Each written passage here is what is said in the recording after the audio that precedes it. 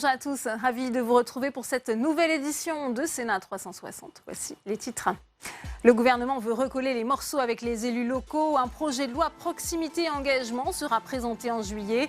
Objectif, rétablir la confiance avec les territoires avant les municipales de 2020. Va-t-on enfin vers un véritable statut de l'élu? Le débat est à suivre. La réforme de la fonction publique examinée au Sénat, au cœur des discussions cet après-midi, la création d'une instance unique de dialogue social issue de la fusion de 2 comités et contre laquelle les syndicats sont vent debout. Nous serons en direct de l'hémicycle avec Alexandre Poussard dans un instant. Le Sénat lance la réflexion sur la gratuité dans les transports collectifs. Certaines collectivités ont déjà franchi le pas. Quel retour d'expérience? Comment financer une telle mesure? Permet-elle une véritable révolution écologique et sociale? On ouvre le débat dans cette édition. Et je vous rappelle que vous pouvez réagir sur Twitter avec le hashtag Sénat360. Pour m'accompagner cet après-midi, on retrouvera Tam Trani en direct de la salle des conférences et Alexandre Poussard en direct de l'hémicycle. Le multiplex, c'est tout de suite.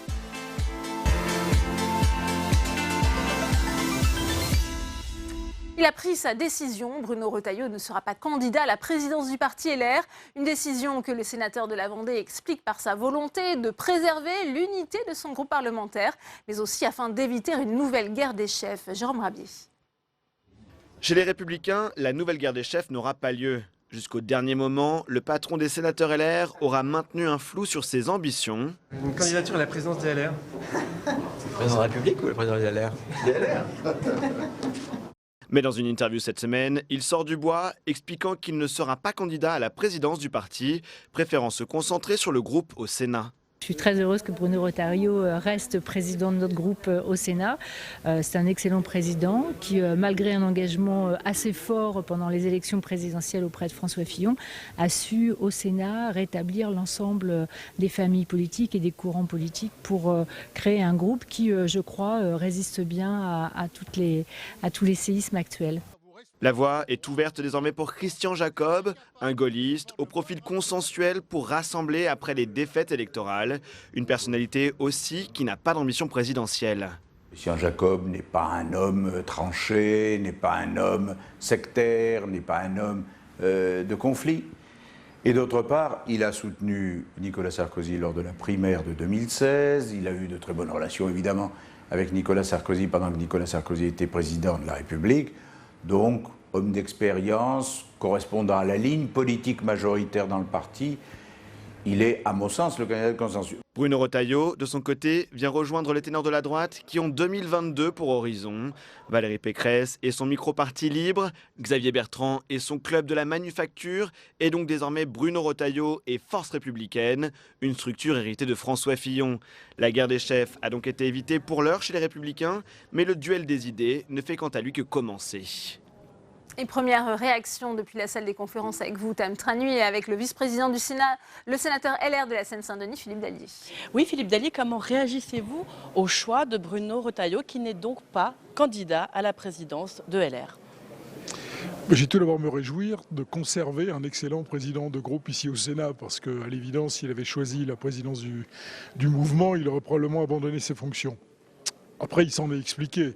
Effectivement, je pense que ce que les Français attendent de nous, en tous les cas nos sympathisants, c'est d'abord que nous nous concentrions sur la refondation du mouvement avant de se relancer dans des querelles de personnes. Oui, ne pas se relancer au dans travers la d'une élection. guerre des chefs. Voilà.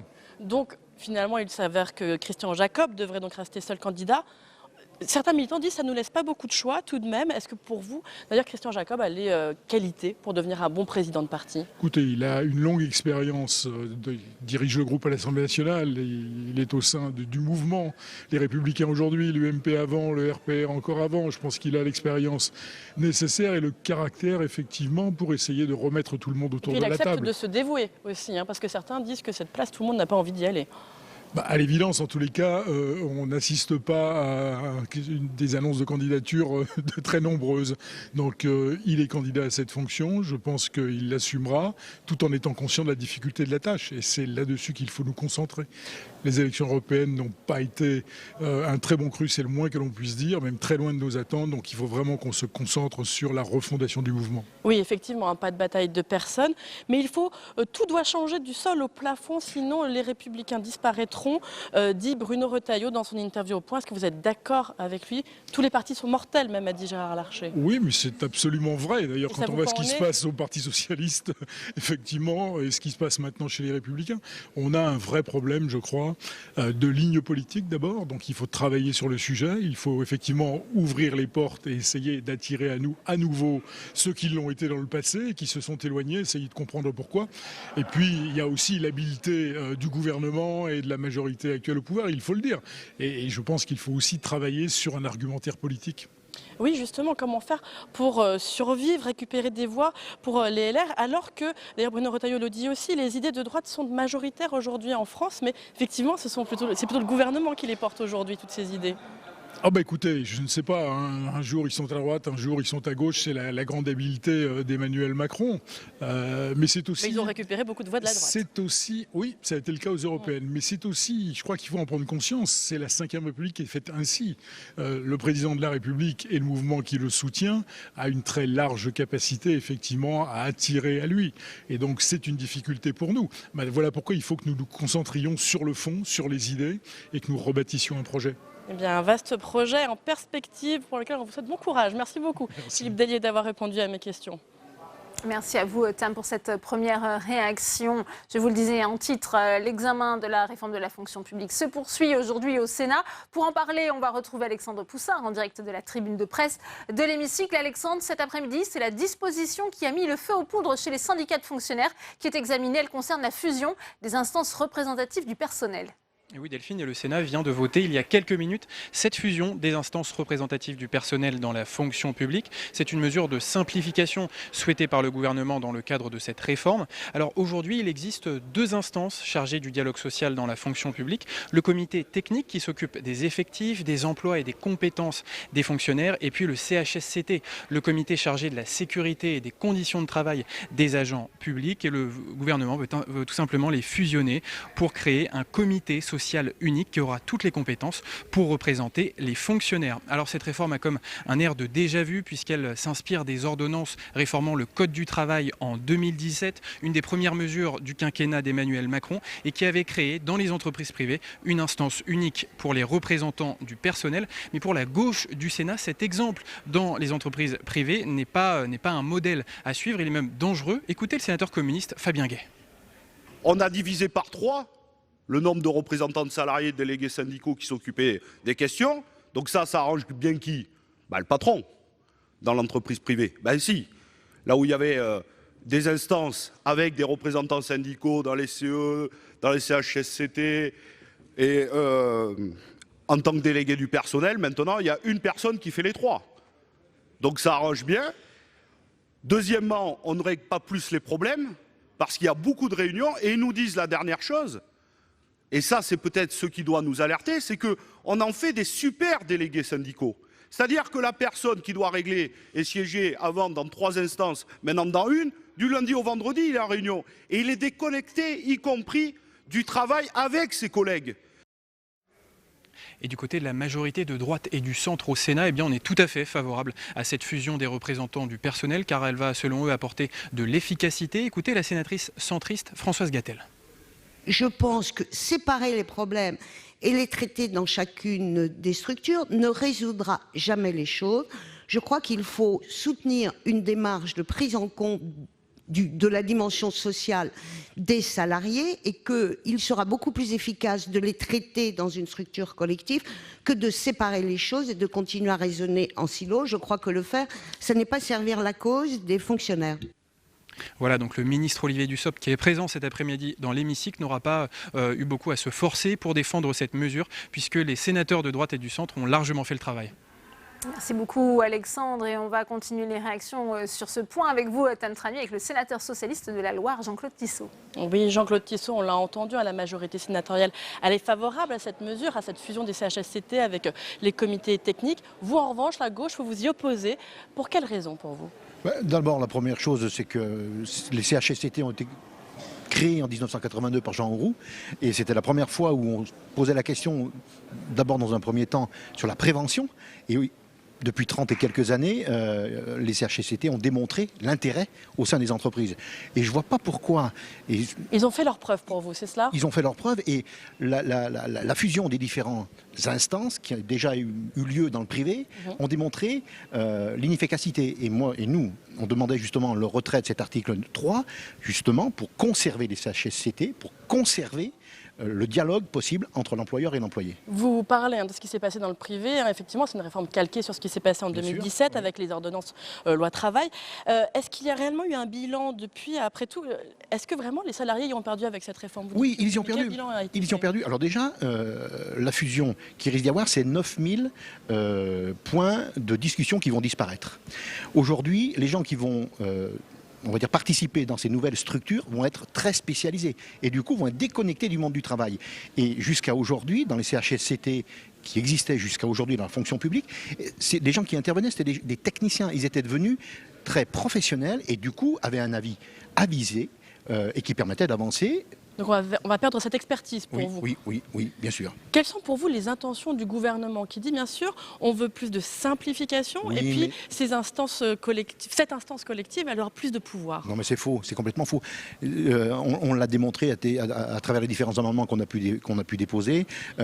C'est avoir un seul interlocuteur et bâillonner à notre avis le dialogue social. Tout à l'heure, le groupe communiste s'est aussi insurgé contre cette mesure. Notamment, la présidente du groupe a rappelé que le CHSCT de la SNCF avait alerté sur l'état des rails de Brétigny. Elle a aussi souligné que c'est ironique de supprimer ainsi ces CHSCT alors qu'on est en plein procès France Télécom. Mais si on renverse l'argument, cela prouve aussi que pendant toutes ces années, ces CHSCT-là, ils n'avaient pas été écoutés. Ils n'avaient pas été écoutés, mais l'analyse et l'expertise étaient faites. Après, bien évidemment, que le CHSCT n'était pas l'organisme décisionnaire, mais l'analyse était faite, l'expertise était donnée. Jean-Claude Tissot, plus largement, quel regard portez-vous sur l'ensemble de cette réforme de la fonction publique? Est-ce que c'est un texte de casse de la fonction publique pour vous? Alors qu'on entend la droite qui dit finalement ça reste un texte assez technique qui ne va pas si loin que ça. Non, moi je pense que c'est vraiment l'amorce de la casse. Parce que depuis le mois de novembre dernier, la crise des Gilets jaunes, qu'ont voulu nous dire ces gens qui étaient sur ces manifestations-là. Ouvrons le dialogue, on a besoin de plus de démocratie dans notre pays. Et là, manifestement, force est de constater que c'est l'inverse que le gouvernement essaye de mettre en place. C'est le contraire pour vous, on referme le dialogue pour vous? Oui, tout à fait. On referme le dialogue et surtout on le resserre en n'ayant plus qu'un seul interlocuteur alors que jusqu'à aujourd'hui on en avait 2 ou 3 et bien sûr vous comprenez bien que quand on n'a plus qu'une seule personne à convaincre, c'est plus simple. Merci beaucoup Jean-Claude Tissot d'avoir répondu à mes questions. Je vous en prie. Merci à vous, Tam, pour cette réaction. Et dans ce projet de loi pour la transformation de la fonction publique, une disposition inquiète particulièrement les sénateurs. Elle concerne l'avenir des conseillers techniques sportifs. Leur transfert vers les fédérations sportives fait débat. Alizé Boissin. Les athlètes françaises pourront-elles se passer de leur coach? Sans Philippe Lucas, plus de Laure Manodou. Pas non plus de Teddy Riner, coaché depuis 10 ans par un CTS, un conseiller technique sportif.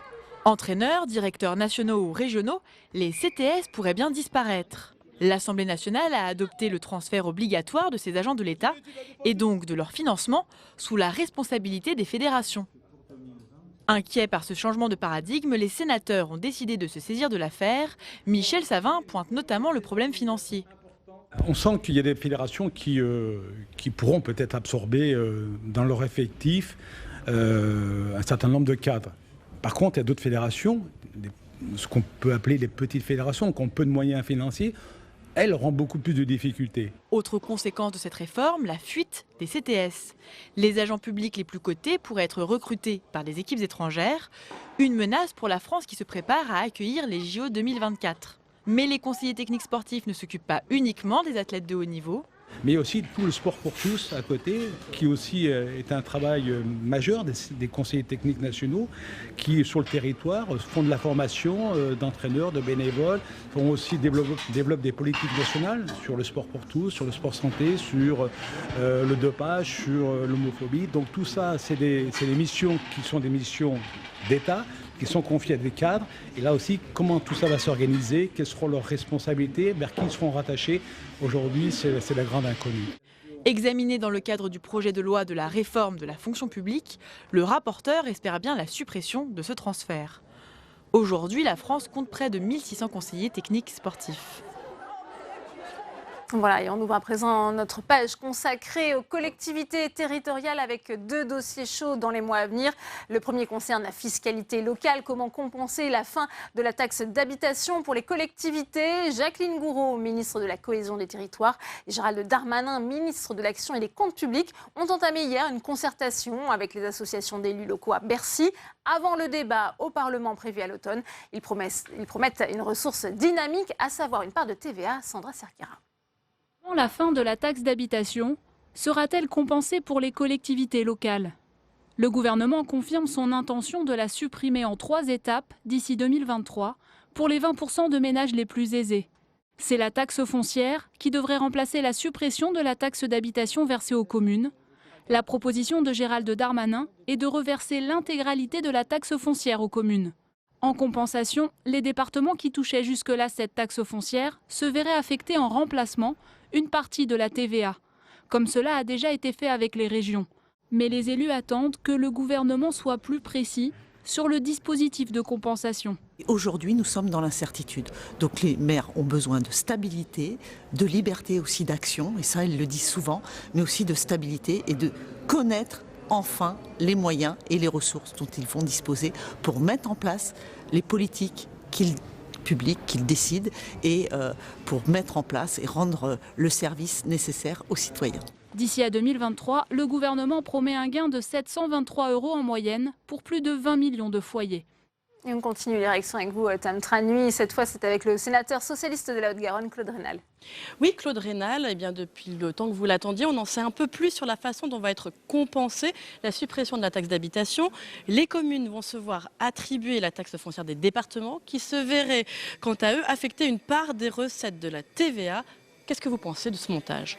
D'abord, ce montage, il est dans les têtes depuis maintenant plus d'1 an. Oui, avec... Ce n'est pas vraiment une surprise. Non, pas vraiment, puisque c'était une idée qui avait été discutée en particulier au niveau du comité des finances locales. Et donc, on sentait bien que ça pouvait tourner autour de ça. Alors, Edouard Philippon, on a déjà parlé l'année dernière, à l'été dernier quasiment. Oui, tout à fait. Ce qui est intéressant, c'est qu'aujourd'hui, on rentre dans le sujet, enfin. Parce que une chose est les annonces, une autre chose est effectivement de voir comment on fait concrètement et ce que le gouvernement va proposer réellement. Oui, alors justement, vous étiez très inquiet. Est-ce que vous êtes rassuré par ce montage? Est-ce que vous pensez qu'il peut permettre cette compensation à l'euro près que vous promet le gouvernement depuis le début? Alors, il y a bien sûr que non. Bon, en global, oui, ça peut. Global. Mais vous n'avez aucune assurance actuellement avec mais ce non, de toute façon, on n'a pour l'instant qu'une annonce très générale, donc on regardera dans les détails.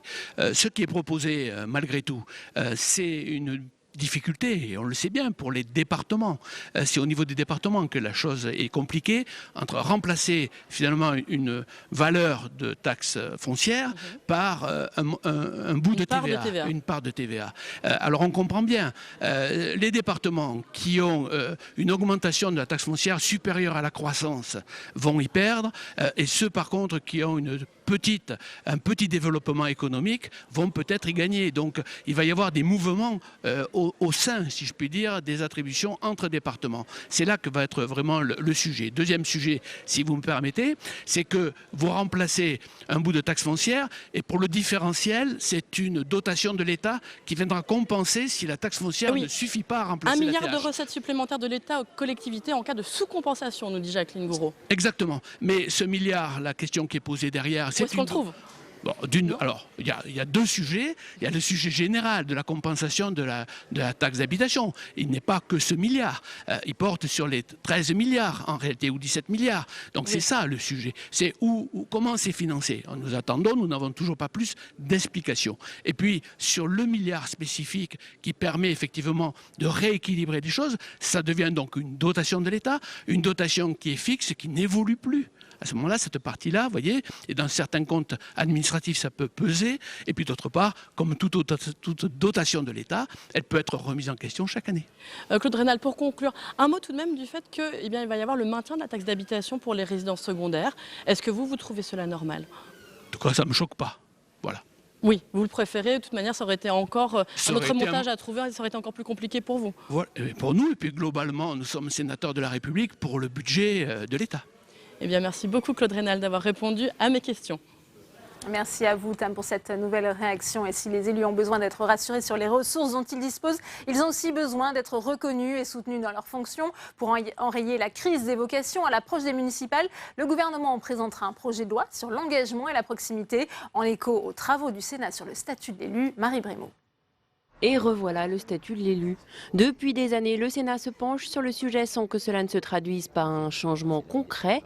Mais là, cela pourrait bien changer. L'enjeu est important pour l'avenir de notre pays, c'est demain la vie des territoires, la gestion des territoires. Donc il y a un enjeu tellement important que je pense qu'il peut y avoir un large consensus sur ce sujet. En effet, au vu du projet de loi dévoilé, certaines mesures répondent aux demandes portées par les associations d'élus.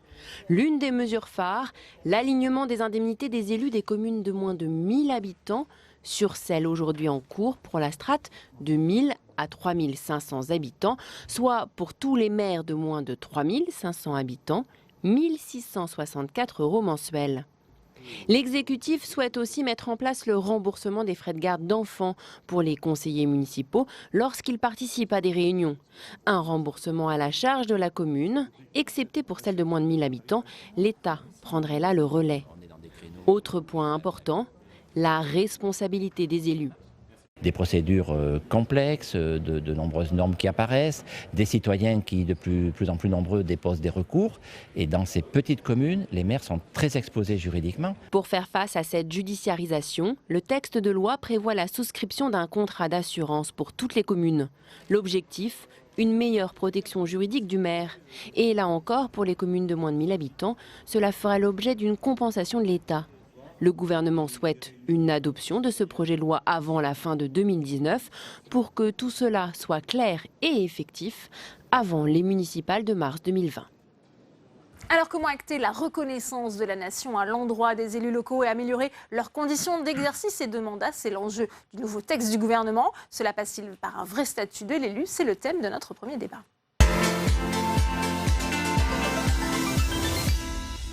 J'ai le plaisir d'accueillir sur ce plateau Julia Mouzon. Bienvenue à vous. Vous êtes fondatrice d'Élus Local. C'est une start-up dédiée à la place des femmes en politique et vous êtes également à l'origine de monmandatlocal.fr. Vous fournissez justement à travers ce site des conseils juridiques et pratiques aux décideurs locaux. Bienvenue à vous. Merci. Manon Loisel est également sur ce plateau. Bienvenue. Vous êtes maître de conférences associée au CNAM. Vous êtes consultante en politique publique territoriale au sein de Acadie. Et puis sur ce plateau, deux sénateurs. Mathieu Darnaud, bienvenue à vous. Vous êtes sénateur LR de l'Ardèche avec Jean-Marie Bockel. Vous avez travaillé sur ces questions justement à travers un rapport, faciliter l'exercice des mandats locaux, enjeux et perspectives. Et puis Jean-Marie Bockel, je le disais, vous êtes le président de la délégation aux collectivités territoriales du Sénat, sénateur centriste du Haut-Rhin, et vous êtes donc spécialiste de ces questions du statut de l'élu. Première question justement pour vous, messieurs les sénateurs, peut-être Jean-Marie Bockel, on voit finalement le gouvernement qui prend enfin, on a envie de dire, ce problème du statut de l'élu à bras-le-corps. Le projet de loi a été transmis en Conseil d'État. Dans ce qui sort dans la presse, les premières pistes, cela vous convient-il ? Oui, ce qui est intéressant, c'est la méthode.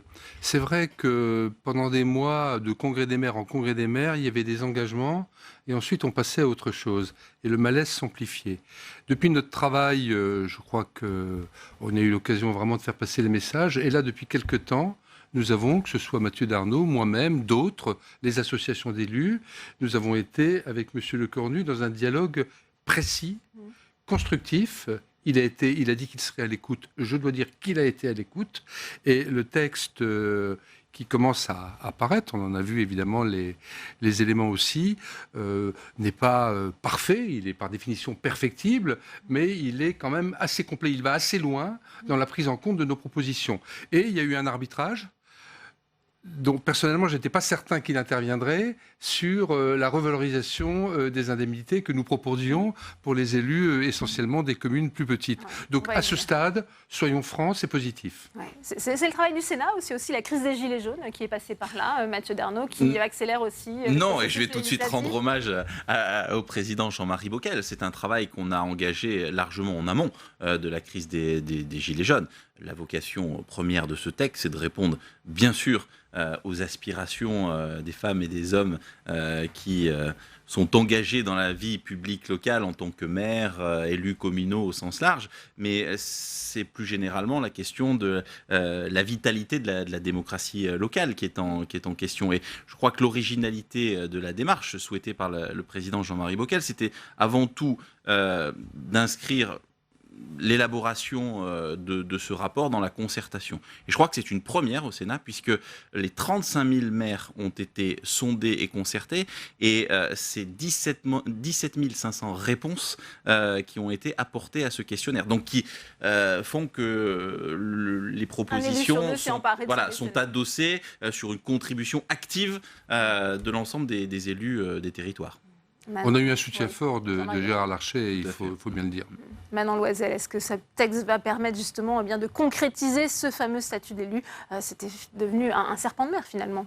Alors je pense qu'il y a des choses très intéressantes et c'est encore en cours de création, donc c'est difficile de s'arrêter tout de suite. Il y a des choses qui me paraissent très intéressantes, notamment ce qui concerne les possibilités de formation. On en discutait tout à l'heure.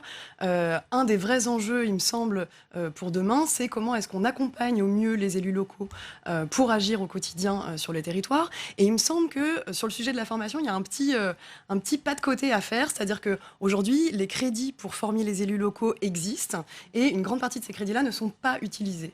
Pourquoi est-ce qu'ils ne sont pas utilisés ? C'est parce que, d'une certaine façon, ça ne répond pas à la demande telle qu'elle est formulée par les élus locaux. Et il me semble, d'une certaine façon, qu'au-delà de la formation très technique qu'on peut proposer aux élus, il y a des moments de réflexion, plutôt de réflexivité sur la fonction même que jouent les élus locaux, sur lesquels on pourrait plancher collectivement. C'est-à-dire, finalement, souvent, les formations sont presque redondantes avec ce que peuvent proposer les administrations et les agents des collectivités, donc de la technicité. Or, les élus locaux, il me semble, ont besoin collectivement d'un moment de réflexion sur leur rôle et ce qu'on attend d'eux. Il me semble qu'il y a tout un tas d'injonctions paradoxales qui montrent bien que de plus en plus on a du mal à répondre à cette question, qu'est-ce qu'on attend des élus locaux ? Il y a une sorte d'impensé à cette échelle-là qui est de dire finalement, est-ce qu'on attend d'eux d'agir pour leurs habitants ou pour leurs usagers, pour les électeurs, pour les contribuables, pour les touristes, pour les passants. On voit bien que pour l'État. On voit bien que la diversité des destinataires de l'action publique locale est de plus en plus complexe.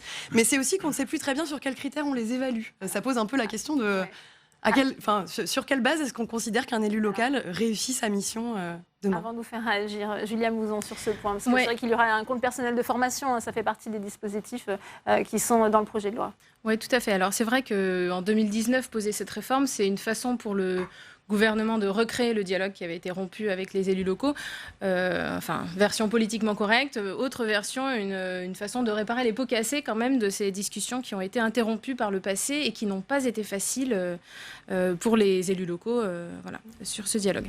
Ensuite, effectivement, moi je voudrais souligner que le mandat local, ça reste 30% de grand bonheur et 70% de soucis petits ou graves qui peuvent engager effectivement la responsabilité pénale de l'élu, comme ça a été évoqué. D'où la nécessité de se positionner. Maintenant, si on revient sur cette question, effectivement, il y a une absence aujourd'hui, et je rejoins totalement ce que vous venez de dire, il y a une absence de pensée sur le rôle de l'élu local. Aujourd'hui, l'élu local a certes des pouvoirs de police de par la loi, mais aucun pouvoir de médiation, alors que ça devient l'un de ses rôles essentiels. Et effectivement, ce rôle-là, si on souhaite l'accompagner, si on souhaite le porter, alors il faut mettre en place des dispositifs, que ce soit du statut de l'élu, une question sur les indemnités, une question aussi peut-être sur laquelle on pourrait revenir sur la répartition des responsabilités entre le maire et ses différents adjoints, puisqu'aujourd'hui c'est le maire qui est tout puissant dans sa commune. Donc c'est très bien quand le maire partage l'exercice du pouvoir, est visionnaire, fonctionne avec de la démocratie participative ou est un bon manager. C'est une catastrophe quand le maire, ça arrive, maltraite son administration, met des bâtons dans les roues à ses adjoints. Et donc, on a une vraie question aussi, à mon sens, sur cette répartition de la responsabilité qui, aujourd'hui, n'est pas pensée entre... Vous êtes d'accord, Jean-Marie Bockel, avec cette présentation ? Je suis d'accord avec tout ce qui vient d'être dit, sauf à l'instant, cette question du mode de fonctionnement. Je pense qu'il y a quand même un truc qui s'appelle les élections et qui permet, lorsqu'il y a une mauvaise gouvernance, à un moment ou un autre, alors ça peut durer un certain temps. Pourquoi avec la mairie de Levallois-Perret que ça n'est pas le cas ? Écoutez, c'est encore un autre sujet là, parce qu'il y a... je n'en dirai pas plus, attendons la fin de l'histoire. Mais disons, dans des communes correctement gérées, et dans le respect des lois, etc., ce qui est quand même le cas de la quasi-totalité des communes, nous avons été avant les lois sur le cumul des mandats maire, je l'ai été moi pendant plus de 20 ans. Je pense vraiment que la question de la gouvernance, la question du lien entre le maire qui garde son sabre pour trancher, comme l'on dit, parce qu'à un moment donné, il faut arbitrer, et les prémices que nous avons finalement inventées sur le terrain de la démocratie participative, il y a un espace de liberté. Tout ne doit pas être dans la loi. C'est vrai que parfois, il y a des lois, je vois par exemple quand on avait démarré à l'époque les conseils de quartier, les différents conseils consultatifs, ensuite la loi est venue derrière, c'est bien, mais il faut garder un espace de liberté et on a le droit, par moment, comment dirais-je, de le faire bien. Il faut l'apprendre, et là je vous rejoins. Mais il y a une question de partage du pouvoir aussi. Mais moi je crois beaucoup à ça. Moi j'ai toujours beaucoup délégué, mais il y a des gens qui n'y parviennent pas. Parfois dans des petites communes, au fond, ils font tout le travail, c'est compliqué. Les maires de petites communes vous le diront eux-mêmes. Mais parfois, cette mauvaise gouvernance, cette incapacité de partager se traduit par du mécontentement tôt ou tard. Et ils sont sanctionnés. Mathieu Darnaud, justement, est-ce qu'il y a des questions de partage du pouvoir? On a évoqué la question de la formation qui est importante. Faut jamais oublier qu'en France, vous avez une grande majorité de toutes petites communes. Entendez par toute petite commune des communes qui sont entre 0 et 500 habitants. Et parler d'administration dans ces communes-là, c'est une hérésie absolue, puisque bien souvent, le maire, il est seul face à ses administrés, et partager, le pouvoir, c'est parfois difficile, puisque hormis ses élus proches, et je pense que ça se fait. D'ailleurs, moi, j'aime à rappeler quand même, parce que souvent on considère que ce sujet du statut de l'élu ou des conditions d'exercice, c'est finalement de l'entre-soi, c'est les élus qui parlent aux élus. En réalité, ce sont avant tout les élus, pour une immense majorité, des bénévoles au service des territoires. Il faut le rappeler, et on parle aujourd'hui aussi aux téléspectateurs qui nous écoutent, qui sont des concitoyens, leur dire que les élus sont avant tout des bénévoles pour une immense majorité au service des territoires. Pour le reste, ils ont une indemnité, mais je crois que c'est revalorisé, on le disait, ça c'est une surprise. Je crois que c'est quand même important de redire qu'on est là au service de l'intérêt général. Juste un point sur la formation, bien évidemment qu'elle est importante parce qu'on a une inflation aujourd'hui législative, normative qui oblige les élus, et là encore je crois qu'avec Jean-Marie Bockel on a à cœur de s'intéresser à ce sujet, notamment au travers de l'échange entre l'État et les élus locaux, du rôle des préfets simplificateurs pour voir comment on peut simplifier au maximum, avec adapter. Une procédure de rescrit normatif, c'est ce qui a été proposé dans le projet de loi pour les élus locaux. Si le maire a un doute sur la légalité d'une norme, il pourra justement s'adresser au préfet, ça le protégera en cas de recours. On a, comme le dit Mathieu Darnaud, on a beaucoup travaillé sur les normes. C'était une demande forte de Gérard Larcher sur la simplification. Et c'est vrai qu'on va faire bientôt, on vient de faire plus exactement, et on va préciser quelques propositions qui vont dans ce sens. Et c'est une attente forte des élus de petites communes. Manon Loisel. Oui, deux choses. On parlait du partage du pouvoir. Je pense que c'est important de parler du partage des rôles aussi. C'est-à-dire qu'on a tendance à réduire un peu les élus locaux à leur fonction délibérative, là où finalement ils ont aussi tout un tas d'autres fonctions qui sont parfois symboliques, qui sont parfois de porter un discours commun, qui sont d'impulser l'innovation ou parfois de garantir la stabilité. Donc il y a tout un tas d'autres fonctions. Donc je parlerais plutôt de partage des rôles avec l'administration. Et on voit bien que finalement, ce qui nous reste à faire, c'est définir aussi ce qu'on attend des élus locaux et ce qu'on n'en attend pas. C'est-à-dire que ce sera fait par d'autres, ce sera fait parfois par les agents des collectivités territoriales qui ont un rôle à jouer aussi très fort, par les collectifs, les associations. Mais je pense que ce qu'il faut essayer de repenser, c'est bien la place de l'élu local dans un écosystème un peu plus complexe où il est entouré de tout un tas de gens. Et deuxième chose là-dessus, je voulais rebondir sur le fait que les élus soient souvent seuls, effectivement, dans leur mairie, sans rapport à l'administration. Un des grands phénomènes, c'est quand même la montée en puissance de l'intercommunalité, qui pendant une dizaine d'années a été plutôt une intercommunalité assez technique, avec des compétences obligatoires, etc. Aujourd'hui, de plus en plus souvent, on passe, que ce soit des petites communautés de communes, à des plus grandes intercommunalités jusqu'aux métropoles, à des intercos qui ont quand même vocation à avoir plus de politiques publiques, à faire des pas vers les projets de territoire, l'aspect aussi plus politique de cette affaire. Et donc, ça met aussi les élus dans une grande difficulté, à la fois parce que ça technicise les choses. Les élus se retrouvent à avoir énormément de commissions, de rapports à des techniciens alors qu'ils n'en avaient pas. Donc, du jour au lendemain, on se retrouve face à une administration qu'on ne maîtrise pas quand on est dans une commune avec uniquement un ou une secrétaire de mairie. Et puis, d'une Manon certaine Loisel, façon... Édouard Philippe, qui était au Sénat la semaine dernière pour son discours de politique générale, justement, a rappelé l'importance des maires. Je vous propose de le réécouter, je vous ferai réagir juste après. Nous ne pourrons pas transformer le pays sans les maires. Sans les élus locaux, la démocratie n'est qu'une coquille vide. Cette crise de l'engagement, nous devons y répondre. Plus qu'un statut, les maires veulent d'abord un cadre clair d'exercice de leur mandat et plus de liberté locale pour mieux mener leurs projets. Ce cadre, il doit être dans la loi pour ne pas dépendre des situations locales. Il doit garantir une véritable formation, une protection juridique, un accompagnement professionnel et familial. Le Sénat a déjà formulé des propositions, nous les reprendrons très largement. Il s'agit aussi de lutter contre ce sentiment de dépossession des maires et de refaire droit aux libertés locales. Des marges de manœuvre doivent être recherchées sur les effets de seuil qui pénalisent bien souvent les communes de petite taille, sur le renforcement des pouvoirs de police du maire, sur la suppression d'obligations ou de contrôles qui sont parfois superflus. Et force est de constater que si le maire est toujours à portée d'engueulade, pour reprendre l'expression chère au président du Sénat, il n'a plus toujours à portée de main les leviers de décision et d'action.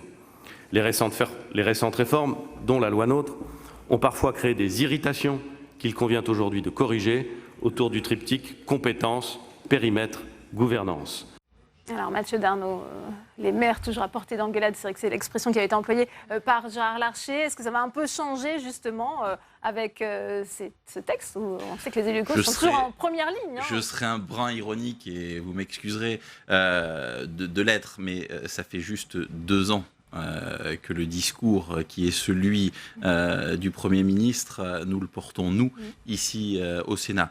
Mais la finalité, je vais la positiver. Tant mieux si, à la fin des fins, nous arrivons à converger. C'est là l'essentiel. Je pense que sur certains points, nous avons perdu un petit peu de temps. Je pense notamment sur la question des fameux irritants de la loi NOTRe, la répartition des compétences au sein du bloc communal, les questions liées au statut de l'élu.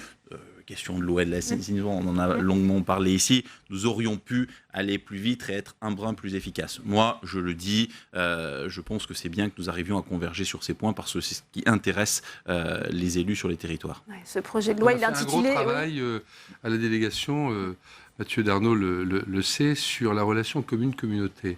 Parce qu'à la fois, on est pour les intercommunalités, on est même pour certaines évolutions, en tout cas moi c'est ma conviction depuis longtemps et on était quelques-uns à construire nos intercommunalités et en même temps, ce que vous avez dit, le sentiment de ne pas trouver sa place, le sentiment aussi finalement que la commune est juste le lieu des problèmes et plus vraiment des décisions, tout cela, ça existe vraiment.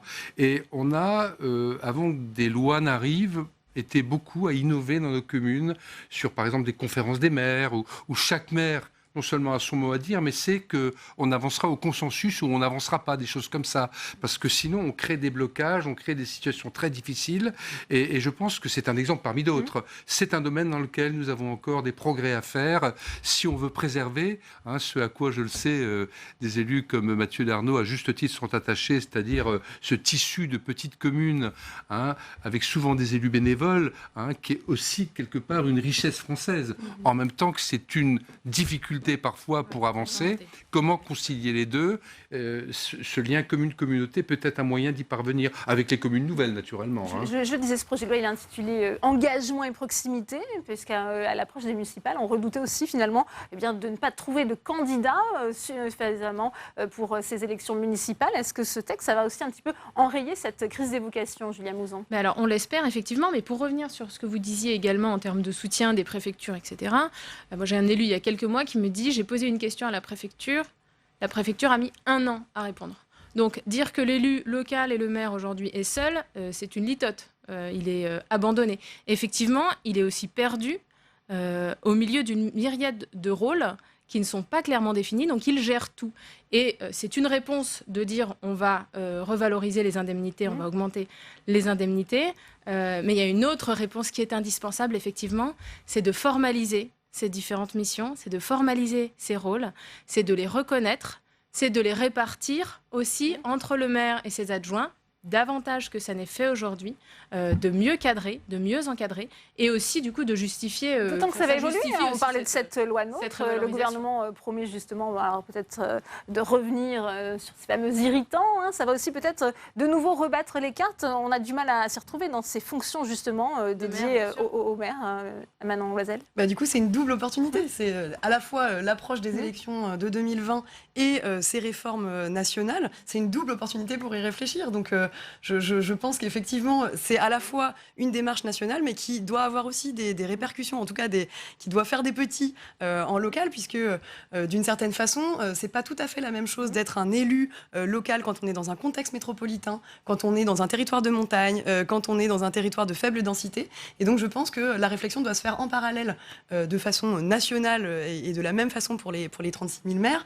Et en local, en se posant la question aussi de qu'est-ce qui, dans un contexte spécifique, fait que notre rôle d'élu local n'est pas tout à fait le même en plein cœur du Grand Paris ou dans une commune plus rurale du Pays Basque et de l'agglomération XXL du Pays Basque. Le critère de réussite de ces réformes qui sont aujourd'hui proposées par M. Lecornu et des autres d'ailleurs, compris sur les enjeux de fiscalité et de finances locales, ça va être la fin de cette crise des vocations, cet engouement, cet engagement, pour reprendre l'expression du projet de loi, à y aller. Et ça, nous le verrons assez rapidement. Si on arrive à inverser la tendance que le questionnaire qu'évoquait Mathieu Darnaud tout à l'heure, on a eu quand même 17 500 réponses, on n'avait jamais vu ça. Il y avait un vrai spleen, un vrai mal-être. Si on sent que la tendance s'inverse, les problèmes ne seront pas réglés du jour au lendemain, la société restera compliquée, l'élu continuera à avoir la pression et du bas et du citoyen et d'en haut, où on lui donne de plus en plus de missions, mais il retrouvera, c'est vous qui parliez de ces 30%, d'enthousiasme. Oui, de bonheur. Ce sera le juge de paix, ça, on va le voir dans quelques mois. C'est un discours alarmiste quand on parlait de cette crise des vocations. Dans la réalité, c'est un peu différent sur le terrain, Mathieu Darnaud. On a toujours connu à l'approche des élections municipales des gens pour des raisons diverses et variées qui disent ne pas vouloir se représenter. On avait quand même le sentiment que là, face à la complexité, au spleen qu'évoque à l'instant Jean-Marie Bockel, le nombre des maires qui souhaitaient arrêter ou mettre fin à leur mandat était un peu plus important que d'habitude. Donc oui, il y avait nécessité, une impérieuse nécessité à répondre, à apporter des réponses très claires, parce qu'il y a aussi besoin de clarté. Mais vous me permettrez quand même une remarque.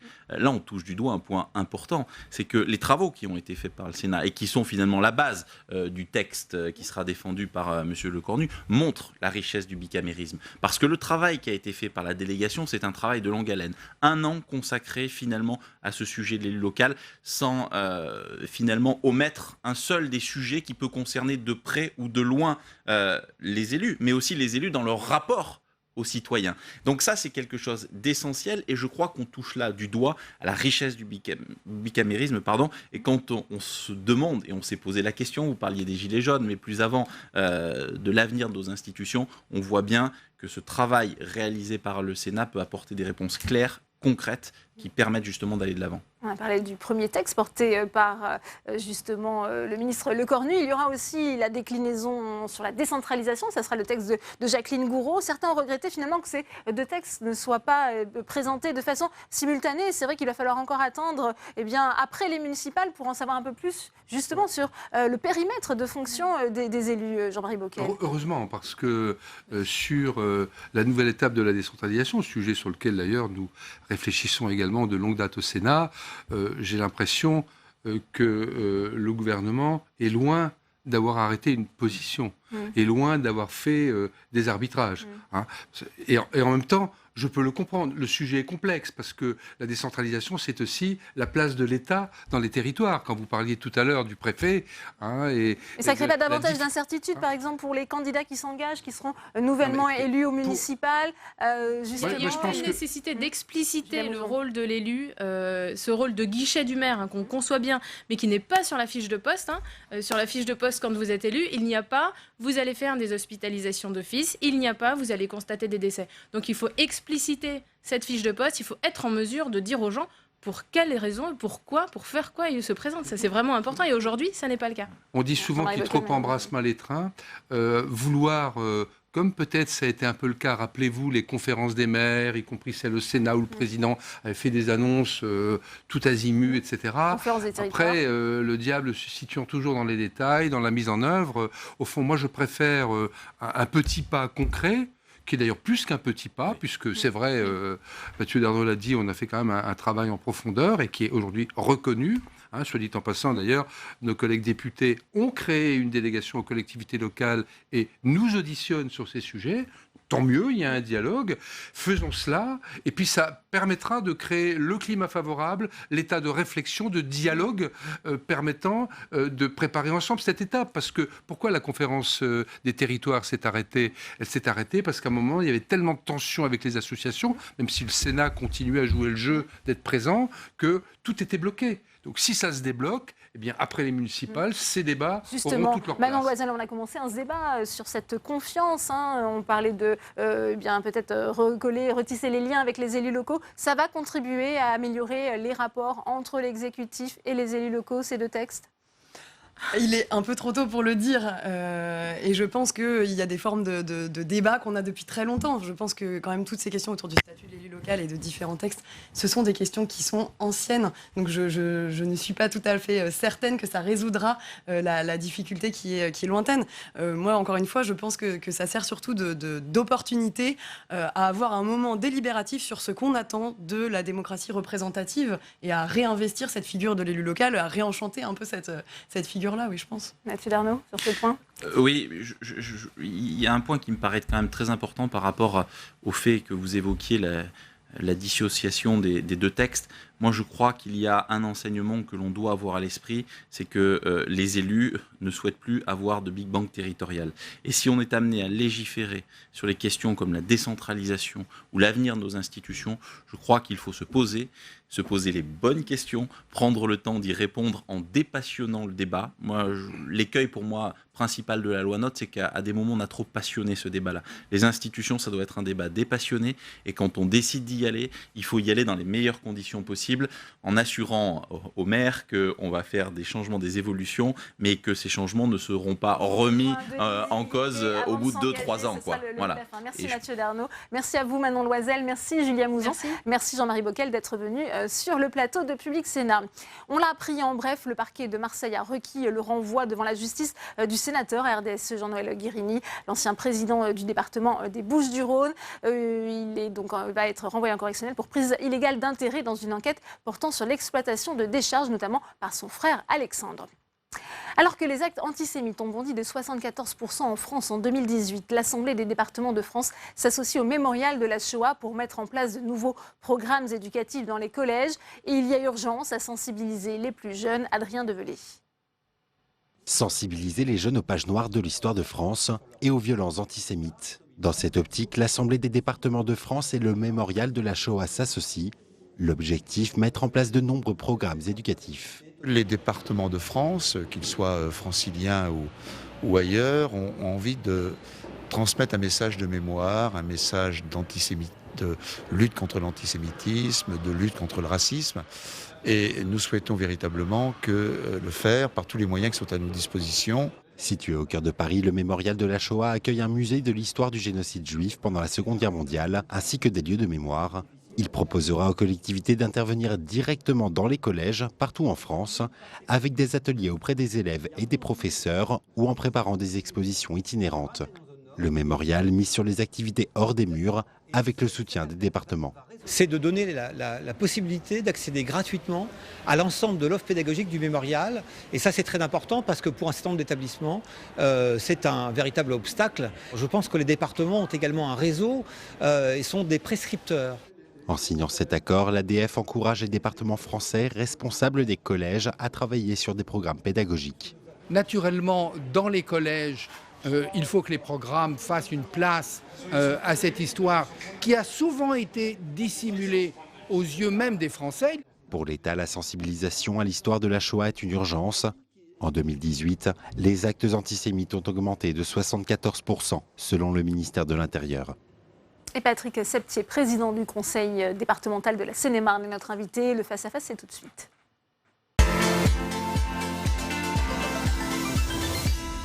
Bonsoir Patrick Septier, merci d'avoir accepté notre invitation. On voit les départements qui s'engagent, qui se mobilisent pour lutter contre l'antisémitisme, notamment en sensibilisant les plus jeunes dans les collèges. On le disait, il y a réellement urgence. Ben oui, il y a urgence. On voit que l'antisémitisme, tout ce qui concerne la vie en société devient difficile. Et donc, faire prendre conscience aux jeunes générations, et en particulier aux collégiens, de ce qui s'est passé, pour pas que ça se recommence, eh bien, je crois que c'est indispensable. C'est une fonction essentielle de l'apprentissage de la citoyenneté, et les départements ont leur rôle à jouer dans ce domaine. Cette violence antisémite, vous la constatez vous-même dans votre département ? Pas spécialement. On a eu quand même un attentat dans une imprimerie chez nous. Il peut y avoir un certain nombre d'actes ou de comportements, mais il n'y a pas que l'antisémitisme. Il y a tout ce qui peut toucher, comme je le disais, à la vie en société, et qui peut poser problème vis-à-vis des religions. Je pense que la laïcité est également un point important à réaffirmer dans la société dans laquelle nous vivons aujourd'hui. Est-ce que le devoir de mémoire continue à se faire, notamment est-ce que c'est difficile pour les enseignants d'enseigner la Shoah ? Je pense que c'est pas facile. Ils peuvent manquer peut-être de formation, et c'est toujours un sujet qui est complexe à traiter. Et je pense que cette convention qui a été signée grâce à l'ADF avec le mémorial de la Shoah, va nous permettre de donner des outils, de donner des moyens, de faire comprendre les choses, à la fois avec de la formation des médiateurs culturels, des enseignants, mais également en faisant venir les collégiens, soit à Drancy, soit à ce mémorial, pour qu'ils se rendent compte et qu'ils puissent constater les choses. On parlait de nouveaux programmes éducatifs qui vont être mis en place. Ça passe par quoi, Patrick Septier ? Eh bien, donc, il va y avoir, comme je vous le disais, formation, des parcours de mémoire. Ils peuvent travailler justement sur ces parcours seine-et-marnaises. Ils peuvent faire des visites, consulter des documents, voir des films. Je pense que ça va les sensibiliser, ça va leur permettre de se rendre compte de ce qui s'est réellement passé. Et je pense que c'est certainement une autre façon de l'enseigner, plutôt que de voir dans les livres où tout ça reste, je dirais, très, très peu concret. Avec le mémorial de la Shoah, on l'a entendu, qui s'engage à la gratuité, à favoriser justement l'accès à toutes ces archives, ces documents. Ça, c'était attendu par les enseignants, selon vous ? Je pense que oui, pour les enseignants, c'est aussi ça va être une facilité, ça va être aussi, une possibilité de faire appel à des moyens dont peut-être ils ne connaissaient même pas la possibilité. Et je pense que pour eux, ça va être un outil qui va leur permettre justement d'assurer la transmission nécessaire aux jeunes générations. Certains enseignants, justement, s'inquiètent de ne pas pouvoir parler de la Shoah. Leur enseignement est parfois remis en cause. Vous avez eu des échos en ce sens ? En Seine-et-Marne, je n'ai pas eu écho de ce genre de choses, mais c'est ce que je disais tout à l'heure. Je pense que c'est de plus en plus difficile à enseigner ce genre de choses. Les enfants sont peut-être moins sensibilisés, ils ont d'autres domaines d'action, alors que tout ça, c'est quand même quelque chose d'assez fondamental, qui peut aussi construire leur vie, parce que ce sont les citoyens de demain, ce sont aussi nos gouvernants à un moment donné, et ça peut éclairer leur parcours d'hommes et de femmes dans la société française. On le disait, il y a de moins en moins de grands témoins, justement, de rescapés d'Auschwitz notamment. Ils sont encore une quinzaine. À enseigner, apprendre, justement, transmettre cette mémoire sans grands témoins, c'est aussi un autre défi. Alors c'est un autre défi, c'est sûr. C'est pour ça que le mémorial, comme il est présenté, eh bien, je pense qu'il a un rôle fondamental. C'est vrai que les personnes disparaissent et s'il n'y a pas justement des lieux où tout est rassemblé, où tout est expliqué, eh bien, peu à peu, cette mémoire va se perdre, et ce serait vraiment une perte très forte pour l'humanité, et des risques que cela recommence. Donc, c'est un rôle fondamental, à la fois sur le mémorial, mais je crois aussi sur le devoir de transmission. Et là-dessus, je pense que l'ADF a fait une bonne action, et les départements aussi, en s'engageant à ce devoir de transmission et de mémoire auprès des collégiens. Ça sera mis en place dès la rentrée prochaine? Oui, dès la rentrée prochaine. Nous travaillons déjà avec un certain nombre de collèges et l'éducation nationale pour voir justement comment tout ça pouvait s'intégrer à la fois dans les programmes, dans les parcours pédagogiques, voilà, pour que ça se passe le plus facilement possible et le plus bénéfique possible pour la construction des collégiens et des collégiennes Seine-et-Marnais. Les enseignants étaient demandeurs, ils ont bien accueilli ce partenariat? Les enseignants de l'éducation nationale sont très partants pour ce genre d'opération, pour qui, bien évidemment, pour eux aussi, c'est quelque chose d'assez fondamental par rapport à la société, par rapport à l'avenir, bien sûr, de la France. Ça fait partie aussi des socles des valeurs républicaines qu'il faut arriver à faire comprendre aux enfants pour que notre République conserve ses valeurs pendant encore très longtemps. On le disait, ces chiffres, 64% d'augmentation des actes antisémites en France en 2018, c'est quasiment 2 actes par jour. Ça va permettre justement ce type de programme de sensibilisation de faire diminuer ces actes, selon vous ? Je pense que ça passe par l'éducation. Il faut expliquer, il faut faire comprendre, il faut sensibiliser. Et l'éducation, c'est quand même le vecteur essentiel pour cette sensibilisation. Si on ne fait rien, si on ne dit rien, ça ne pourra qu'augmenter. Eh bien, merci beaucoup, Patrick. Je vous en prie. Merci à vous. Sénat, pour parler de ces programmes éducatifs qui seront donc mis en place dès la rentrée prochaine. Merci à vous. On continue notre multiplex sénatorial avec vous, Alexandre Poussard, puisque je le disais, l'examen de la réforme de la fonction publique se poursuit dans l'hémicycle. Où en est-on de la discussion, Alexandre ? Bien, Delphine, je voulais revenir avec vous sur une mesure significative qui a été adoptée hier soir par les sénateurs. Les sénateurs ont créé un devoir de réserve pour les fonctionnaires. C'est un amendement de la droite du Sénat. Alors, ce devoir de réserve, il existe déjà via une jurisprudence du Conseil d'État de 1935, mais là, il s'agissait de l'inscrire dans la loi. Et certains sénateurs de gauche considèrent que c'est une atteinte à la liberté d'expression. Ce n'est pas du tout l'avis de la droite du Sénat. Écoutez le sénateur Les Républicains, Jérôme Bascher. Nous avons l'habitude, effectivement, d'être entre personnes civilisées et que jamais le fonctionnaire n'est manipulé par sa hiérarchie, notamment dans les collectivités locales. Jamais. Mais pensons, et hélas, et je pense que nous pourrons le dire sur tous ces bancs, qu'il y a de plus en plus de collectivités gérées par des personnes dont le ferment démocratique n'est pas le principal. On peut le désigner, certains plutôt d'extrême droite, on peut le dire. Mais je n'exclus pas que certains d'extrême gauche parfois aient pu avoir cette tentation. Et donc, le fonctionnaire doit pouvoir aussi se protéger derrière ce droit. C'est un droit supplémentaire pour le fonctionnaire. Ce n'est pas une limitation de son droit de parole, ce n'est pas une limitation de son opinion, mais c'est aussi une protection afin qu'il ne soit pas instrumentalisé. Alors ce devoir de réserve voté par les sénateurs ne devrait pas être retenu par l'Assemblée nationale car le ministre Olivier Dussopt s'est opposé à ce devoir de réserve. Il considère qu'il faut faire confiance aux fonctionnaires. Mais certains sénateurs lui ont rappelé que le gouvernement avait défendu récemment un devoir d'exemplarité pour les enseignants. Il y a donc un 2 poids 2 mesures qui ne devrait pas plaire aux syndicats de professeurs. Merci beaucoup, Alexandre, pour vos précisions. Le Sénat lance la réflexion sur la gratuité des transports à travers une mission d'information. Une première table ronde avait lieu hier. Les sénateurs s'interrogent. Est-ce une fausse bonne idée ou au contraire une vraie révolution écologique et sociale? Avant d'en débattre avec mes invités, on fait le point avec Jean Rabier. C'est un sujet qui pourrait animer la campagne des élections municipales dans de nombreuses communes. La gratuité des transports en commun est en effet en vogue. Environ 10% des réseaux français ont déjà choisi cette option. Aubagne, Castres, Niort, Châteauroux, Compiègne et plus récemment Dunkerque ont fait ce choix. À Dunkerque, c'est même toute l'intercommunalité qui réunit 17 villes et presque 200 000 habitants qui a abandonné le transport payant. Pour financer ce choix, le maire de Dunkerque a davantage mis à contribution les entreprises via le versement transport et abandonné certains projets. La billettique, ce que payaient les usagers par abonnement ou par billet, ne représentait que 10% du coût, c'est-à-dire 4,5 millions.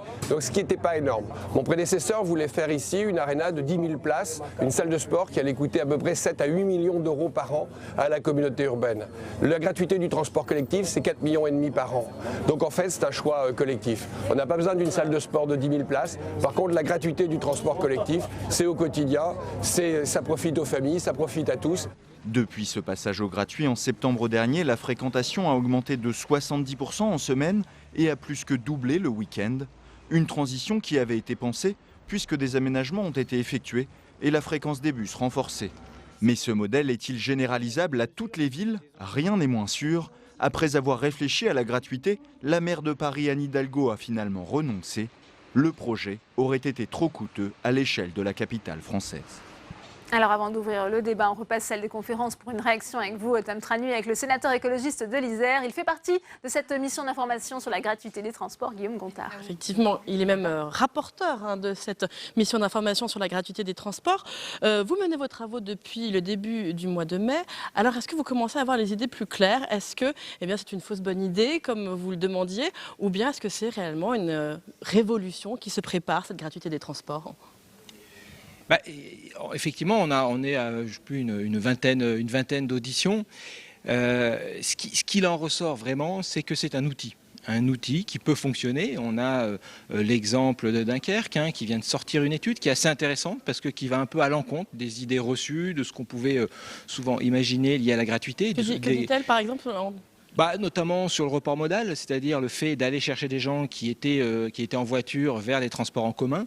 On a de l'ordre de 48% des nouveaux usagers à Dunkerque qui viennent de la voiture. Alors que ça n'a pas toujours été le cas. Il y a certains experts qui ont dit au contraire, c'est plutôt les gens qui marchent, les gens qui sont en vélo, qui finalement prennent le bus lorsqu'il est gratuit, et pas tellement les gens en voiture. En fait, moi ce que je me suis aperçu, c'est qu'il y avait beaucoup un petit peu de choses comme ça, admises, posées, mais qui justement ne reposaient sur aucune étude. Parce que c'est vrai que c'est pas évident. Il y a une trentaine de collectivités qui sont passées à la gratuité, avec tous à des tailles un petit peu différentes. Et c'est vrai qu'on a très peu de recul. C'est vrai qu'il manque justement un observatoire de la gratuité. Dunkerque qui est en train de mettre ça en place, et je trouve ça intéressant, pour justement mieux comprendre ce qui se passe quand on met en place cette gratuité. Est-ce qu'il n'y a pas autant de cas que de territoires finalement aussi? Ça dépend de la façon dont on fait la gratuité, du périmètre sur lequel on le fait. C'est exactement ça, parce que c'est pas moi j'ai envie de dire, c'est pas la solution à tout. C'est un outil qui s'intègre dans d'autres choses, puisque l'aménagement du territoire, ça peut être aussi de la tarification partielle. Mais en tout cas, ça reste un outil et qui ne s'adapte pas forcément de la même manière qu'on pourrait le faire en Ile-de-France ou sur le réseau parisien, que ça peut se faire sur Dunkerque. Donc ça, c'est évident. Assez étonnamment, hier, la Fédération des usagers vous a dit la gratuité, ce n'est en tout cas pas une demande des usagers. Les usagers, ils demandent des transports à l'heure, des transports sans incivilité, ils demandent ce genre de choses, du confort, mais pas forcément la gratuité. Je dirais que c'est un peu évident. Moi, je suis usager. Quand je suis dans un train qui est bondé, qui n'est pas à l'heure, c'est pas sur le tarif que je vais demander, c'est plutôt justement qu'il y ait une offre et que ce train soit à l'heure. Par contre, souvent, on fait des enquêtes sur les usagers. Et ce qu'on souhaite aussi, c'est d'aller chercher justement des gens qui n'ont pas accès à cette mobilité, qui ne viennent pas à la mobilité. Et je pense que là, la question du tarif est différente. Et on le voit d'ailleurs dans le retour, puis on le voit dans le retour des études. Donc c'est vrai qu'il y a cette différence. Et puis je dirais qu'on a mis en ligne un questionnaire au Sénat avec on est à plus de 10 000 réponses sur cette question de la gratuité. Je crois qu'on est le top 2, parce que juste devant il y a les 80 km/h. Mais on voit que c'est quand même un sujet qui touche pas beaucoup de nos concitoyens. Pour conclure, un mot tout de même sur le surcoût que cela peut engendrer pour les finances publiques, pour les collectivités. Est-ce que pour vous, c'est quand même une difficulté de poids? On a vu qu'en Belgique, par exemple, il y a une ville qui avait fait ça pendant 15 ans et puis aujourd'hui, elle en revient. En fait, derrière la gratuité, et c'est ça qui est intéressant, et c'est moi vraiment vers ça que je pense qu'il va falloir qu'on fasse aussi des propositions dans ce rapport, c'est la question du financement des transports. Et donc de quelle manière on finance les transports. C'est sûr que si on reste sur un modèle actuel et qu'on met la gratuité en place, forcément il manque la part des usagers. Si on regarde d'une manière plus générale de comment on finance ces transports, oui, là, la gratuité peut s'intégrer et surtout savoir si les transports, si la mobilité, c'est quelque chose d'universel, accessible à tous. Bien, merci beaucoup Guillaume Gontard d'avoir répondu à mes questions. Merci à vous, Tam, et on va continuer sur ce débat avec mes invités sur ce plateau. Michel Vullien, bonjour, merci d'avoir accepté notre invitation. Vous êtes la présidente de cette mission d'information sur la gratuité dans les transports collectifs, sénatrice centriste du Rhône. Anne Meyer est également avec nous, bienvenue à vous. Vous êtes directrice des affaires économiques et techniques de l'Union des transports publics et ferroviaires, UTP. C'est l'organisation professionnelle qui regroupe notamment Transdev, Keolis et le groupe RATP. Sur ce plateau également, Frédéric Marchand, sénateur à La République En Marche du Nord. Vous êtes vice-président de la Commission de l'aménagement du territoire et du développement durable ici au Sénat. Et vous avez porté, car on vous a vu dans le reportage, cette question de la gratuité des transports dans la communauté urbaine de Dunkerque. Et puis Geneviève Zambry-Marie, bienvenue à vous. Vous êtes professeure des universités en aménagement et urbanisme à l'université Cergy-Pontoise. Vous avez donc aussi, et vous dirigez aussi, l'exploitation et le développement des réseaux de transport public. Voilà, merci d'être sur ce plateau. Michel Vullien, qu'est-ce qui a motivé finalement le Sénat dans la mise en place de cette mission d'information? On le voit, ça intéresse énormément les citoyens. Il y a énormément de contributions sur le site. Oui, en fait, la mission qui a été demandée par le groupe CRCE, dont Guillaume Gontard est un représentant, qu'on vient de voir dans le reportage, et qui est donc le rapporteur, lorsqu'un groupe pose une question, demande une mission, il y a une sorte d'automatisme qui est jugé par le président du Sénat si ça vaut le coup, si cette question vaut le coup. Et on voit qu'effectivement, c'est une question qui peut faire débat. On le voit d'ailleurs, puisque le site a été beaucoup utilisé pour poser des questions, pour répondre aux questionnaires également. Et j'allais dire, quelque part, c'est un peu un sujet que je qualifierais de marronnier. Dès qu'on est à deux doigts d'une élection municipale, ça s'emballe un petit peu sur le sujet, parce que les candidats potentiels veulent dire qu'est-ce que je vais faire de bien, qu'est-ce que je vais faire. Donc tiens, et pourquoi je ne ferais pas la gratuité avec comme corollaire, rien n'est gratuit, qui est-ce qui paye? On va y venir justement sur cette question du financement. Frédéric Marchand, je le disais, on vous a vu dans le reportage, l'expérimentation, elle a été menée à son terme justement à Dunkerque. Quel bilan en tirez-vous? D'abord, en vous remerciant de cette invitation, pour revenir sur ce que disait ma collègue Michel Vullien, c'est un marronnier, mais c'est un marronnier qui est aujourd'hui victime du réchauffement climatique.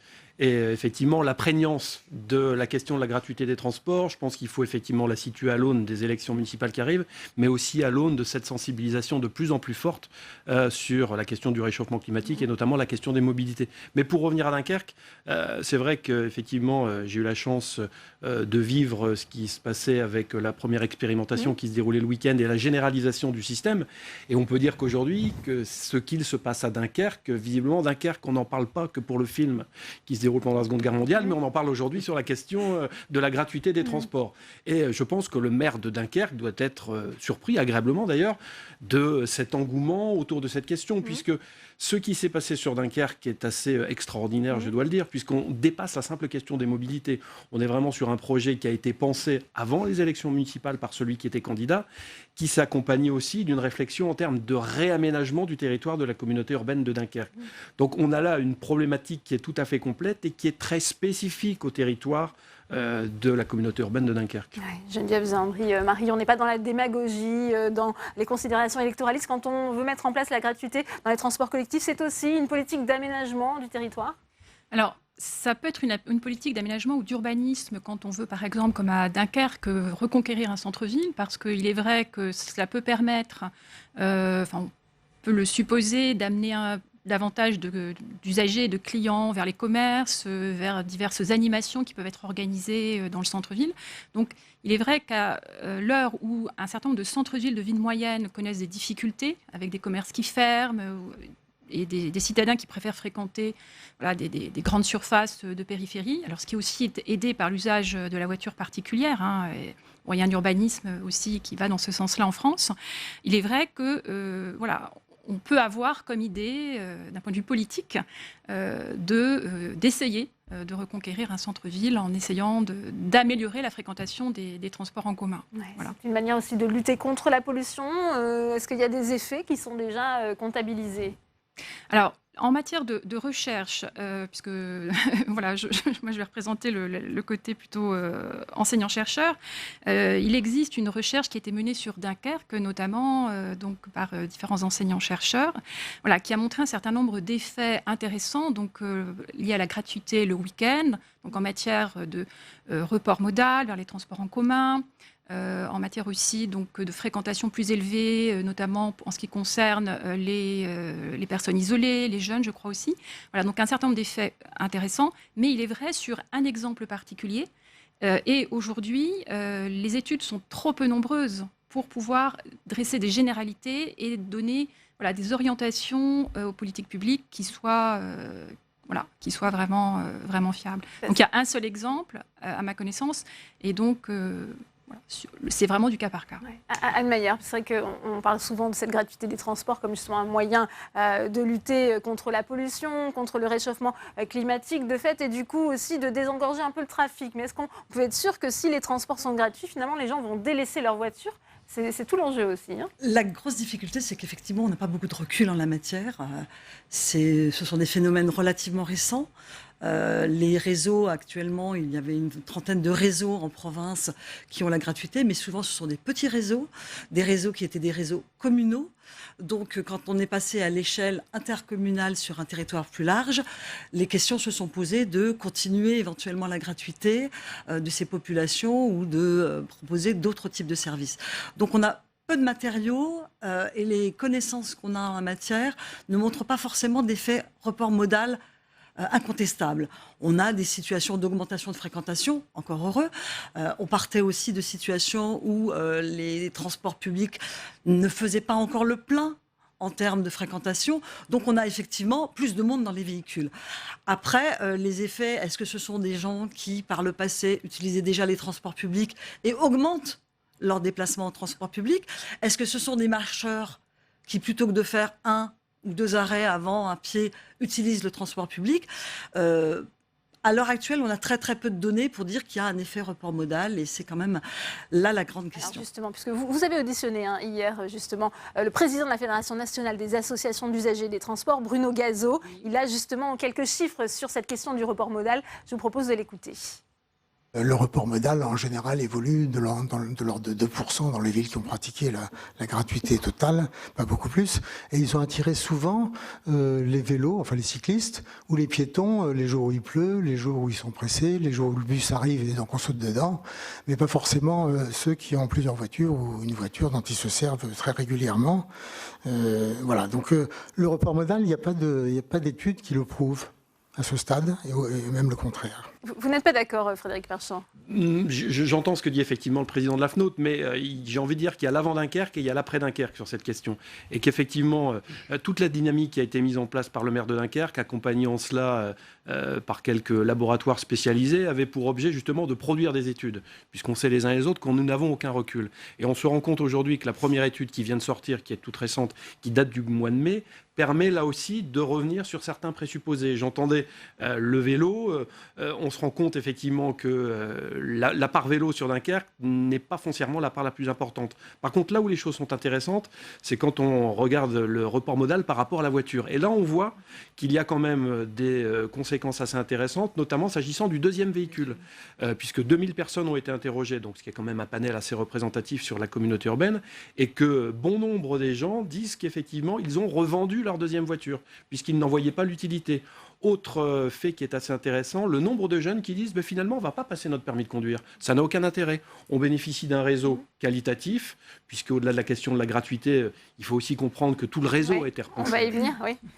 Michel Vullien, est-ce que justement on peut s'assurer que cette gratuité des transports impacte le trafic routier ? Il y a aussi des effets pervers parfois pour les usagers eux-mêmes, ceux qui prennent régulièrement le bus. Il y a quand même une augmentation aussi de la fréquentation et un phénomène de saturation. Oui. On voit bien d'ailleurs dans le cas de Dunkerque, et je regrette on n'a pas pu aller à Dunkerque, on est en train de chercher une date. Dans le cas de Dunkerque, ça n'est pas que la gratuité, c'est comme vient de le dire mon collègue, le réaménagement du réseau, une offre plus conséquente.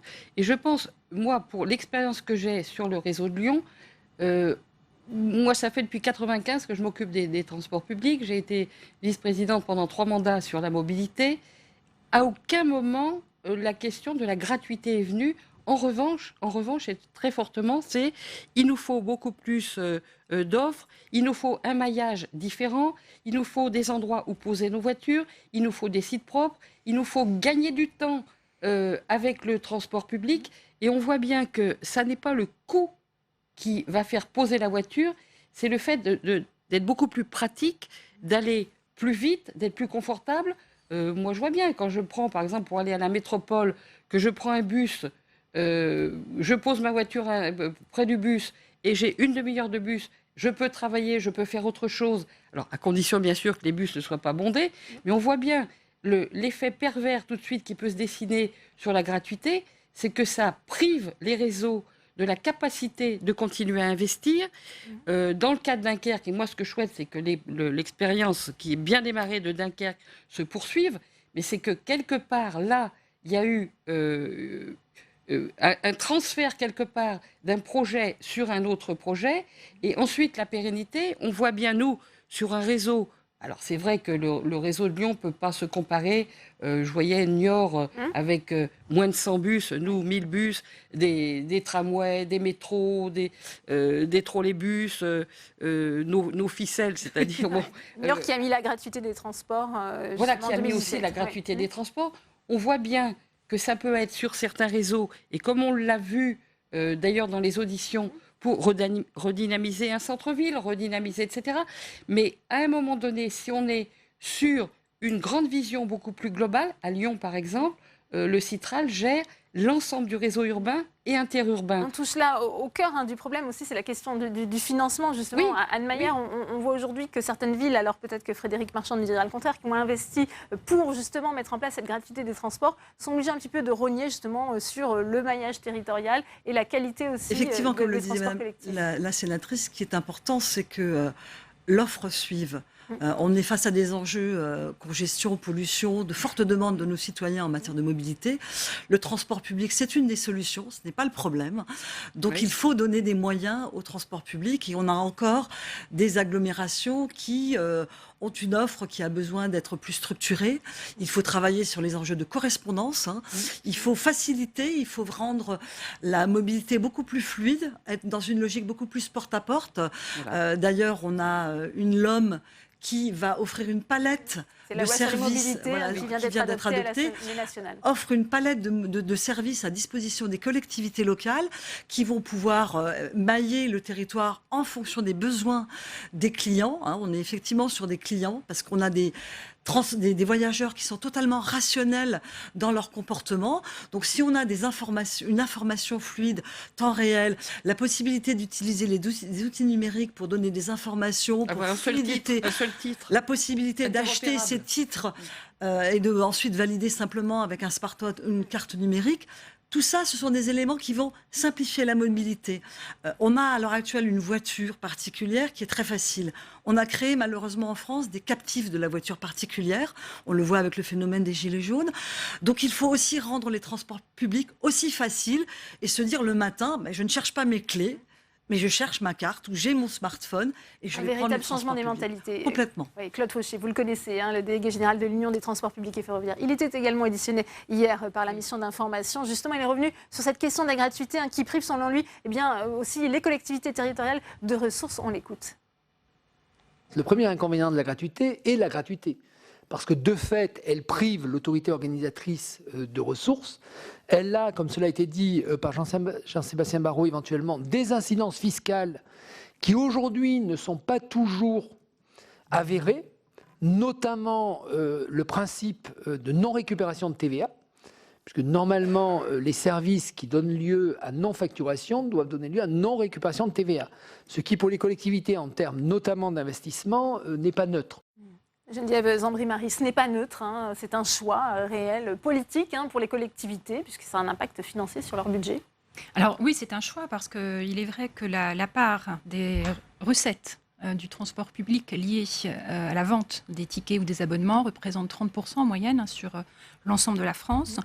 Donc, ce n'est pas négligeable du tout. Donc, dans une période où les besoins d'investissement sont importants, notamment pour développer les réseaux, peut-être aussi pour s'intéresser à la desserte des zones à faible densité autour des villes, donc, voilà, qui posent un certain nombre de problématiques de desserte.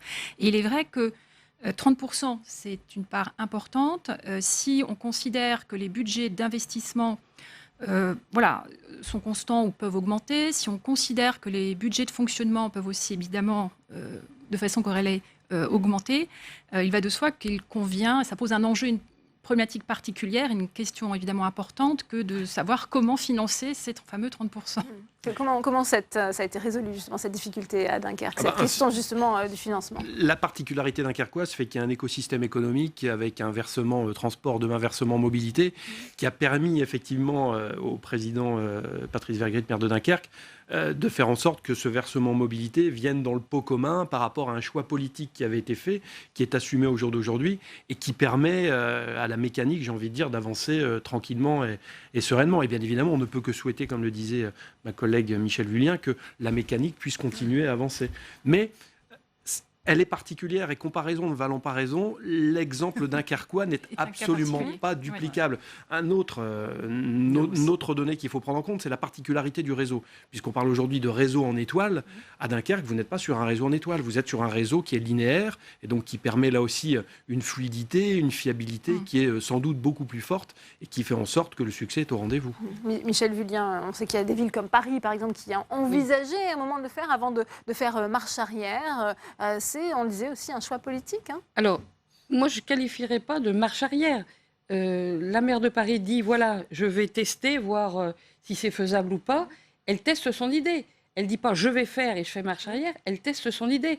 Et quand mon collègue parle effectivement d'un réseau linéaire, nous, sur Lyon, on en est à un réseau qui est effectivement en étoile, mais on dit on veut passer de l'étoile à la toile, parce qu'il faut arriver à tisser vraiment et être en transversal pour vraiment avoir une offre qui soit attractive.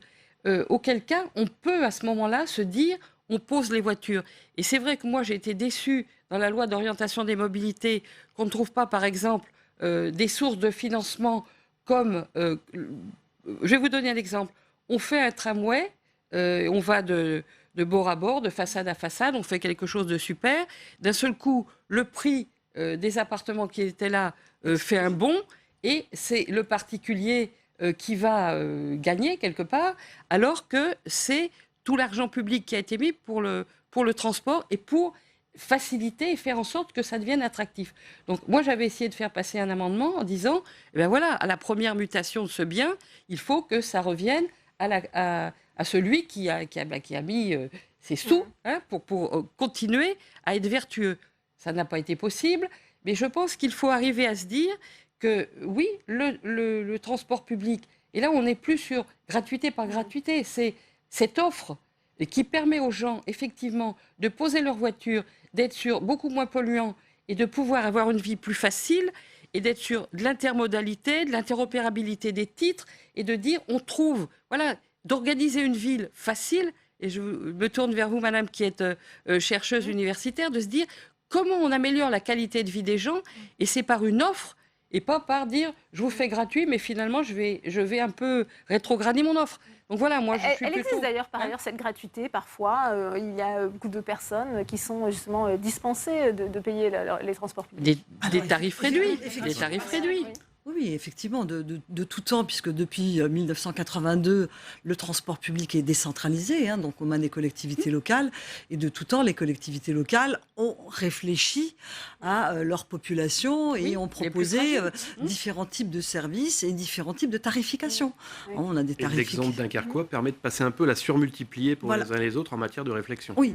On le voit dans le département du Nord, par exemple. Il y a effectivement nécessité de un peu retravailler parce que les territoires s'étendent, les territoires se jouxtent, donc au bout d'un moment, les règles tarifaires sont quelquefois un petit peu compliquées. Quand vous passez d'un réseau à un autre, de savoir est-ce que je suis mère de famille, est-ce que j'ai droit à un titre réduit ou est-ce que j'ai droit d'avoir un enfant accompagné gratuit.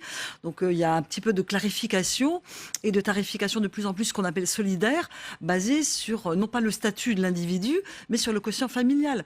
Donc là, on a vraiment la possibilité de satisfaire les difficultés des individus, de leur famille, parce que là aussi, on avait quelquefois des incohérences où vous pouviez éventuellement être dans une famille de chômeurs, mais c'était simplement le père de famille qui disposait d'une tarification spécifique et pas les enfants. Donc là, on a vraiment des approches très très fines sur la tarification qui permettent d'être carrément dans une gratuité relativement forte en fonction ce sont les usagers qui sont demandeurs aussi de cette gratuité. Est-ce qu'il y a des sondages qui existent sur cette question ?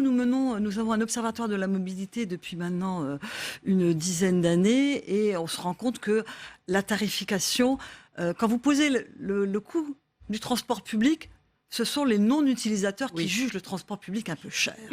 Et quand vous posez la question aux gens qui l'utilisent, bon, ils connaissent les offres de services qui leur sont proposées. Eux, ce qu'ils veulent, c'est de l'offre. C'est de la simplicité d'usage. C'est de pouvoir l'utiliser le week-end, la semaine, de la même manière, en temps scolaire, hors temps scolaire, et d'avoir véritablement une alternative à leur voiture qu'ils ont dans leur garage. Voilà. Avec un prix, pardon. Allez-y, Geneviève Il y a peut-être aussi des solutions qui ont pu être développées, qui sont notamment les tarifications gratuites, mais à certains moments de l'année. Pour ou des de festivités, par exemple. Pour des festivités, voilà, pour des événements, ou sur des périmètres particuliers, ou sur un week-end particulier, qui peuvent être aussi des alternatives intéressantes. Dans certains cas de figure. Il y a un nouveau sujet sur cette tarification qui fait son apparition. C'est effectivement une tarification qui est pensée vers la gratuité en cas d'aléas climatiques, en cas de pic de pollution. On voit bien là aussi, vous évoquiez la question de la gratuité, comment elle est vécue par les usagers. Il y a un prisme qui est en train d'évoluer, où il y a à la fois la logique de mobilité, mais il y a la logique climatique qui rentre en ligne de compte et qui est intégrée dans les demandes qui sont faites. Mais il est vrai qu'on rentre aussi dans une période de turbulence municipale qui fait que, et comme le sujet a été mis sur la table, voilà. Michel Vullien. Oui, d'autant plus que moi j'entends effectivement, on s'est posé la question, par exemple à Lyon, on se pose la question quand on est sur des alternances, des pics de pollution. Nous, faire tourner le réseau, le matin quand on se lève, il faut déjà trouver 1,2 million. Donc, sans parler des investissements. Donc à un moment donné, s'il y a 2-3 jours de pollution très forte, eh ben c'est qui paye. Donc à un moment donné, c'est dans le budget de l'autorité organisatrice et ça veut dire aussi que c'est ça de moins sur les investissements. Mais ça peut être des choix. Et moi, je ne conteste pas le fait de dire, à un moment donné, faisons ce type de choix. Mais trouvons aussi des ressources parce qu'il faut savoir raison garder. La gratuité, et comme l'a très bien dit... Le problème dans la gratuité, c'est la gratuité. C'est la gratuité. Le problème, il est en lui-même, c'est-à-dire qui paye. Il ne faut jamais occulter ça. Et on a eu quelquefois des gens qui nous disaient, c'est pas le problème. Si, c'est le problème. Et c'est pour ça que la gratuité, il faut la regarder avec intérêt, avec grand intérêt.